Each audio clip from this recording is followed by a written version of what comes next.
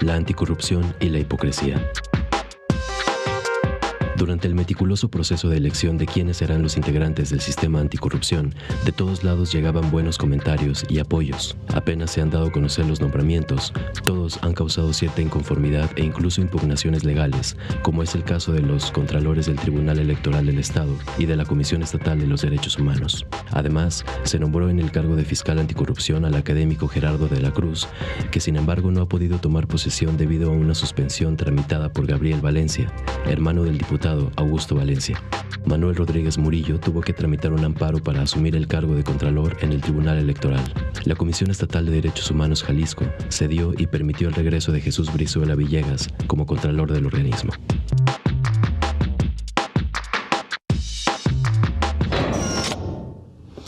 Y bueno, le insisten a Gabriel Valencia, pues que ya se desista, que para qué tanta cosa, Julio, para qué complicar lo que ya está planchado y definido.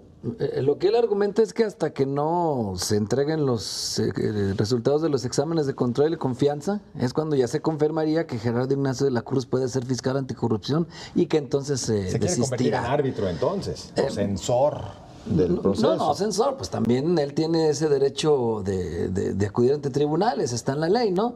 Pero a esto de lo que comentaban de la hipocresía de los diputados, yo creo que estoy de acuerdo y agregaría la negligencia y el dolo. Es decir, por ejemplo, el día de hoy se rasgaron las vestiduras los diputados diciendo que no, que hay intromisión de parte de la Sala Superior del Tribunal Federal Electoral, que es los que declaran inválido el nombramiento del Contralor del Tribunal de Jalisco Electoral también, y dicen que van a presentar acciones y que van a defender la soberanía del Congreso, pero da la casualidad que ellos sabían desde el 14 de diciembre, cuando se nombró al Contralor, 8 horas antes de que lo nombraran, que existía esta orden, y aún así nombran a Rodríguez Murillo, quien es el menos culpable y quien pues él está haciendo su lucha jurídica y que incluso ya tiene un amparo en la mano. Ahora ya hay dos criterios ahí que se contraponen y que el Tribunal Electoral va a la Sala Superior porque la Suprema Corte de Justicia sí se los indica, que no están facultados y que deben ir ahí.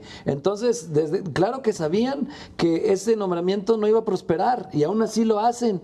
Y es donde uno empieza a sospechar o empieza a tener como elementos para vislumbrar que muchas cosas se hacen deliberadamente para que no funcionen y esto del sistema estatal anticorrupción pues termine desmontado. Porque no es el único problema. También vimos el de la Comisión Estatal de Derechos Humanos estaba impugnado, a regañadientes aceptaron. El del ITEI también está impugnado, no por el organismo, sino por otro de los inconformes. Incluso existe una impugnación desde el inicio, desde el comité de selección. También están impugnados algunos dos de los representantes. Y si así nos vamos, ya está esto lleno de amparos, está ahogado en impugnaciones y pues todavía sigue también pues incompleta la Sala Superior del Tribunal de Justicia Administrativa. Y el único que sí pudo entrar ya es el auditor, Jorge Alejandro Ortiz, quien por cierto dicen que ya está empezando a despedir, gente de la auditoría, a hacer una limpia. Una sacudida esa, muy necesaria. Esa dependencia que estuvo más de una década en manos de un solo grupo, ¿no? De una sola visión, encabezada durante mucho tiempo por Alonso Godoy Pelayo, quien pues logró que los diputados no se animaran a cumplir y a llevar hasta el final aquella convocatoria, recordarán ustedes, para elegir a un auditor, donde quedaron 3 los mejores calificados, pero como ninguno respondía a estos 3 grupos principales políticos que deciden las cosas en el Estado, ¿no? Me refiero al grupo que controla el gobierno del Estado, el gobernador, al grupo alfarista de Enrique Alfaro, al grupo de la Universidad de Raúl Padilla. Bueno, pues se logró otro año de la misma ruta en la auditoría, pues no se movió nada, aunque hubo un cambio. Cambió para que todo siguiera igual.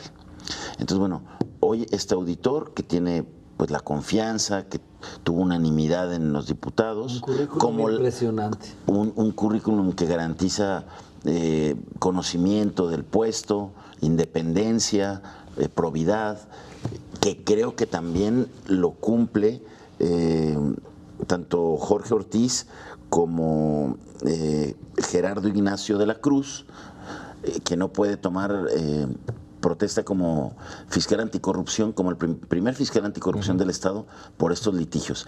Creo, sin embargo, que estos dos cargos principalísimos del sistema estatal anticorrupción garantizan que se pueda llevar a algo. Hay que cuidar mucho que no se empantane y que no se fabriquen litigios que, como bien dice Julio, lo único que quieren estos sectores que se resisten a tener una verdadera fiscalización, a tener una verdadera rendición de cuentas y a seguir gozando de una revisión a cuentas a modo facciosa, pues desde luego que quisieran que se alargara y que nunca cambiaran las cosas y que nunca empezara a funcionar este sistema estatal anticorrupción. Eso es lo que tenemos que cuidar, continuando con el apoyo que se le ha dado, este apoyo en redes, este apoyo social, este respaldo a los 5 notables anticorrupción que yo creo han hecho un buen papel desde el Comité de Participación Social. Con 2 que se nos den ya sería avance, Jaime, dicho de otra manera. Pues no teníamos nada. Oye, son 2 claro que son 2 que yo creo que son las cabezas.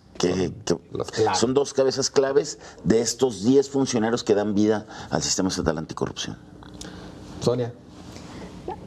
Yo creo que, habría que separar 2 cosas. Una es la parte jurídica, que yo ahí creo que si hay cuestiones que no quedaron resueltas, no tiene nada de malo que se arregle por la vía institucional. Estamos tan acostumbrados a que todo se resuelva por la parte política que nos olvidamos que también tiene que cuadrar jurídicamente, que es lo que ha tenido al Congreso del Estado sumergido en juicios, no nada más ahora, sino pues prácticamente desde el cambio de administración de PRI a PAN, cuando llegó Alberto Cárdenas Jiménez, que empezaron todos estos amparos de los magistrados que empezaban a retirar. ¿Por qué? Porque las decisiones en el Congreso se toman políticamente y las personas que tienen estos cargos, que aspiran a estos cargos o que son retirados de estos cargos, tienen derechos y entonces tienen que desahogarse por la vía jurisdiccional. A mí ahí no me parece que sea incorrecto. Incluso en el caso de Gabriel Valencia, yo creo que si él consideró que sus derechos fueron vulnerados y que si un juzgado considera que tiene razón y que por eso le concede la suspensión y por eso está pendiente de resolverse el amparo. En 2 días. Exactamente. El jueves, ¿no? Te límite. Sí. Digo, las audiencias pueden diferirse, pero tendría que suceder. No tiene nada de malo. Lo que sí es muy grave, que ahí sí le doy la razón a Julio, es el papel que a veces juega jurídicamente el Congreso de cuando responde bien y cuando responde mal. Porque, por ejemplo, en el caso del magistrado Rosa, del tío del gobernador, lo que hacen es una especie de machote de informe justificado, que es el informe que tiene que presentar la autoridad cuando es demandada por la vía de amparo, en donde tiene que explicar por qué tomó una decisión. Parece un machote en donde normal dice, pues lo tomé porque es mi soberana, porque tengo soberanía y puedo decidir. La respuesta en automático de los tribunales en todos estos asuntos siempre ha sido: no tienes soberanía para resolver por estos asuntos, tienes que resolver motivando y justificando tu decisión. Es decir, con base en qué estás considerando que este es el funcionario adecuado. Eso es lo que no ha hecho nunca el Congreso, por eso todos los amparos proceden, a todos se les da entrada, todos consiguen las suspensiones. ¿Cuándo no ha sucedido esto? Cuando el Congreso resuelve jurídicamente y atiende puntualmente los señalamientos que hay en la demanda, entonces es cuando avanzan los asuntos, ¿no? A ver, el caso de los contralores, se aduce desde los órganos autónomos que justamente esa autonomía no otorga derecho al Congreso para designarles un contralor. En este sentido, absurdo. ¿Tienen razón? No, es ilógico. O sea, más allá de la lógica natural, ahí también lo que pasa. Ahí también lo que pasa. Contra todos los principios de la rendición de cuentas que tú mismo nombres al que va a hacer, que va a revisarte las cuentas. El gobierno del Estado, y los ayuntamientos. Es que es mejor. Yo también en este caso creo que es mejor que un tribunal. Por eso pasó sucedía con Duarte, ya con el y con esos gobiernos que tenían su contralor a modo. Eso pasa en el gobierno del Estado, tiene un contralor nombrado por por el gobierno, ver, por es el que a gobernador. futuro- No debería Los ser así ayuntamientos ya. tienen, eso ya está los pasando. nombran los alcaldes. Es que yo creo que a futuro el sistema estatal anticorrupción tiene que ir incorporando a contralores municipales, Y al al Contralor contralor del estatal. Claro. En el tribunal, en el Instituto ¿cuándo? Electoral siempre ha sido el contralor externo. Y en el Tribunal Electoral, no, sí, ¿por qué a no partir de debería la de última ser? reforma. Sí, ¿por qué no debería de ser? Si los magistrados electorales son como No, entenados, a ver, el nos deber los ser- impone el Senado el y deber el ser es recurso distinto. lo ponemos de parte del erario del Estado. ¿Por qué nosotros A ver, el deber no ser es podemos otra cuidarnos cosa. si los que ponemos no sería son, lo no es ideal. dinero de ellos? Por supuesto que sería lo ideal que quienes revisan las cuentas no tengan ninguna relación con los titulares de las dependencias, por supuesto. Y eso busca el sistema anticorrupción. Ojalá que resulte blindado con una resolución judicial en donde se diga que no tienen, o sea, que no se está vulnerando la autonomía de estos organismos al nombrarles un contralor. Yo estoy de acuerdo en que es la parte ideal, Claro. pero Sí, el claro, problema es es que a la hora de justificarlo los diputados no hicieron la Dos chamba. puntos. El magistrado presidente del Tribunal Electoral dice que sí son auditados y que ya en varias ocasiones la Auditoría Superior del Estado y de manera continua está revisando los números Sí, claro, del ese es otro tribunal. renglón, eso está Esto bien. es de manera externa. El otro punto que yo pondría a consideración como para tratar de deducir si se vale o no, pues generalmente el contralor no está hecho para que les investigue, sino para decirles, Ah, oye, claro tenemos que problemas sí. y hay que resolverlo. Pero sí tiene que Porque investigar. Es como proceden, ¿no? Pero es que Claro. no solo por cuida eso. el dinero, a diferencia de la auditoría, el contralor también, cuando hay un funcionamiento indebido de algún servidor público, Los procesos internos. hace los procesos internos, o incluso si conoce de algún ilícito puede presentar una denuncia ante la Fiscalía Anticorrupción. Sí, por eso, pero ¿cuántos casos de contralores activos conocemos? O sea, no salen noticias de las ¿Me contralorías da la razón el municipales. señor Jaime Barrera? Ni las contralorías estatales. No, lo ideal, por supuesto, será transitar a que a los contralores sean nombrados por el Desde- sistema anticorrupción, pero todos. Por ejemplo, los contralores tendrían que ser sugeridos por el Comité de Participación Social.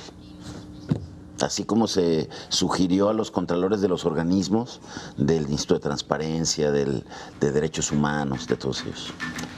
Bueno, nosotros tenemos